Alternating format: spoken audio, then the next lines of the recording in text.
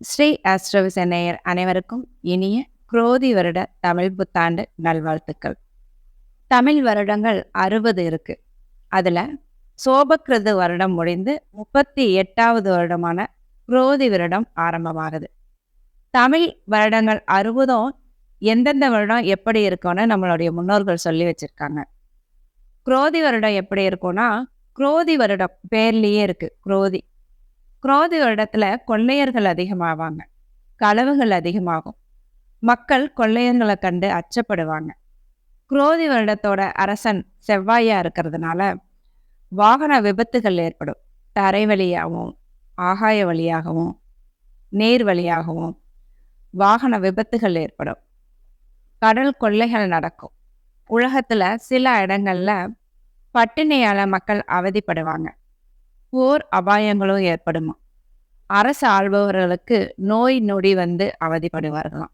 இதெல்லாம் இந்த குரோதி வருடத்துல நடக்கும்னு சொல்லியிருக்காங்க. இந்த குரோதி வருடத்துல 12 ராசிக்காரர்களுக்கும் எப்படிப்பட்ட பலன்கள் இருக்கும்னு பார்க்கலாம். விருச்சிகம். விருச்சிக ராசிக்கு இந்த குரோதி தமிழ் புத்தாண்டு ஒரு அற்புதமான ஆண்டாக இருக்க போகுது. எப்படின்னா, குரு உங்களுடைய ராசியை நேரா பார்க்கிறார். 7ஆம் இடத்துல அமர்ந்திருக்கார். குரு பார்க்க கோடி நன்மை. அந்த கோடி நன்மைகள் இந்த வருடம் விருச்சிக ராசிக்கு தான் கிடைக்க போகுது.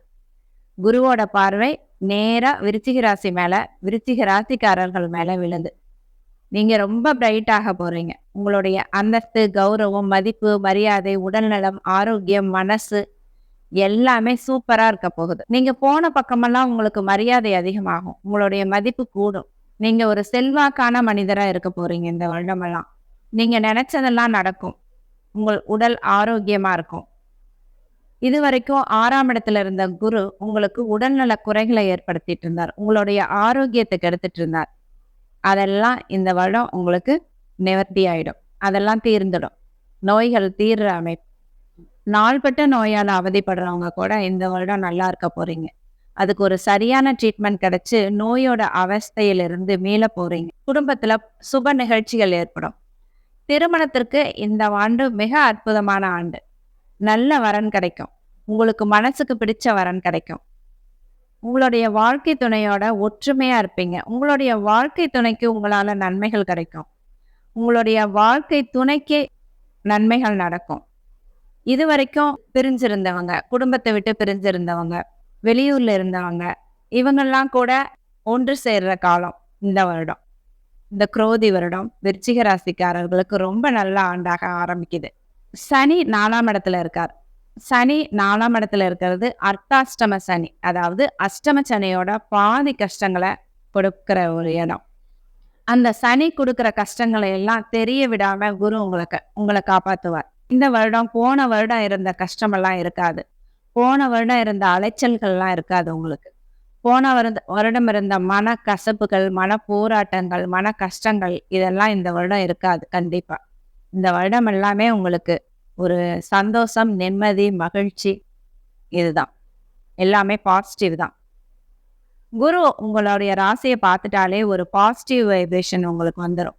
உங்களுடைய உடம்புலயும் சரி, மனசுலயும் சரி, எல்லாமே நல்லவைகளாக தான் நடக்கும் உங்களுக்கு. குரு உங்களுக்கு வந்து ஸ்பெஷலான ஒரு கிரகம். விருச்சிக ராசிக்கு குரு நண்பர். விருச்சிக ராசியோட அதிபதி செவ்வாய்க்கு குரு நண்பர். அது மட்டும் இல்லாம குரு உங்களுக்கு நல்ல ஆதிபத்தியங்களுக்கு அதிபதி. உங்களுடைய 2ஆம் இடமான தனம், வாக்கு, குடும்பம் இந்த ஸ்தானத்துக்கு அதிபதி.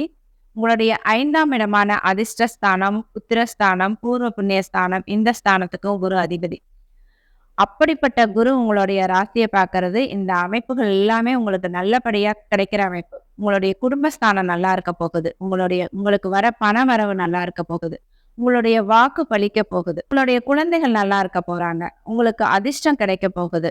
உங்களுடைய முன்னோர்கள் சேர்த்து வச்ச பூர்வ புண்ணியங்கள் எல்லாம் உங்களுக்கு கிடைக்க போகுது. இப்படிப்பட்ட ஒரு அற்புதமான ஆண்டு தான் விருச்சிக ராசிக்காரர்களுக்கு இந்த வருஷம். அதனால ரொம்ப சந்தோஷமா இந்த புது வருடத்தை நீங்க வரவேற்கணும். ராகு 5ஆம் இடத்துல இருந்து இது வரைக்கும் குழந்தைகளால மன வருத்தங்கள் ஏற்பட்டுட்டு இருந்தது. குழந்தைகள் உங்களை விட்டு பிரிகிற ஒரு சூழ்நிலை.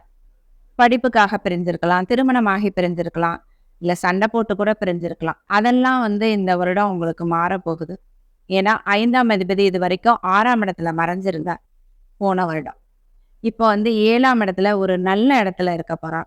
உங்களுடைய குழந்தைகள் நன்றாக இருக்க போறாங்க. உங்களோட குழந்தைகளால உங்களுக்கு சந்தோஷம் கிடைக்கும். உங்களுடைய குழந்தைகளால உங்களுக்கு நன்மைகளும் நடக்கும். உங்களுடைய குழந்தைகளால பெருமைப்பட்டுக்குவீங்க. என் பையன் இப்படி பண்ணிட்டான். அது என் பையன் அப்படிங்கிற அளவுக்கு பெருமை கொள்ற அளவுக்கு உங்களுடைய குழந்தை நடந்துக்குவாங்க. உங்களுடைய குழந்தைகளுக்கு நன்மைகள் நடக்கும். குழந்தை பாக்கியத்தை எதிர்பார்த்துட்டு இருந்தவங்களுக்கு இது வரைக்கும் தடைகள் இருந்தது. ராகு 5ஆம் இடத்துல இருந்ததுனால குழந்தை பாக்கியத்திற்கு தடைகள் இருந்தது. இப்போ இந்த வருடம் அந்த தடைகள்லாம் நீங்கிடுச்சு. குரு பலன் இருக்கு. குருவோட பார்வை உங்களுக்கு இருக்கிறதுனால கண்டிப்பா குழந்தை பாக்கியம் கிடைக்கும். திருமணமும் நடக்கும். காதல் திருமணத்துக்கு குரு உங்களுக்கு ரொம்ப கை கொடுப்பார். 7ஆம் இடத்துல குரு வந்தாலே காதல் திருமணம் கைகூடும். உங்களுக்கு பிடிச்ச நபரை நீங்க திருமணம் செய்து கொள்ள முடியும். உங்களுடைய நண்பரோ தோழியோ ரொம்ப நாள் பழகினவங்கள உங்களால திருமணம் செய்து கொள்ள முடியும்.